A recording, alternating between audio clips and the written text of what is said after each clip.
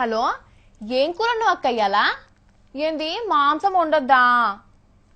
ఏంది రాములమ్మ వార్తలు చదివేది ఇచ్చిపెట్టి ఫోన్ పొంకనాలు కొడుతుంది అనుకుంటుండ్రా? ఏహే, ఎవ్వరికైనా గంతే. చేసే పని ఇచ్చిపెట్టి వేరే పని చేస్తుంటే ఎవ్వరికైనా కోపం వస్తుంది. అట్లనే ఒక తాన ఫోన్లతోని పరాశకమాడి ఏం చేసిండ్రో చూడుండ్రి. ఒకరొకరు సెల్ ఫోన్లు చెవుకాడ పెట్టుకుని సోకులో పడుతుంటారు, వయ్యారాలు పోకుండా మాట్లాడుతుంటారు. కొంతమంది పక్క పంటి కూడా వినవాడకుండా గుసగుస గుసగుస పెడతారు.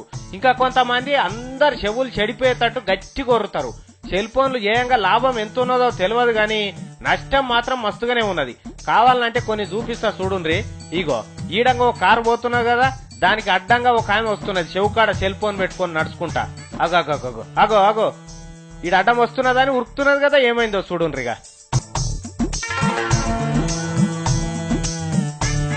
చూసినరా, జర్ర అయితే అవతల వ్యాన్ కింద నజ్జి నజ్జి అవుతుండే.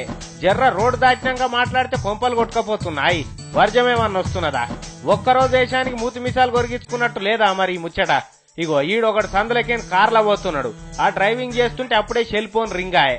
ఎవరు చేసిండ్రా అని చూద్దామనుకునే వరకాల కార్ పక్కకు పోయి ఏమైందో చూడు. ఆయన ఇగో ఈడ కూడా 2 కార్లు పోతున్నాయి కదా, ముంగటి కారు చూడుండ్రి. సెల్ ఫోన్ మాట్లాడుకుంటా పోయి ముంగటొచ్చే కారును గుద్దిండు. వాడు చూడు ఎంత కోపంతో నురుకొచ్చిండో. వచ్చి యువతల ఫోన్ మాట్లాడేటోని చేతులకెళ్లి ఫోన్ గుంజుకొని నాలకేసుకొచ్చిండు.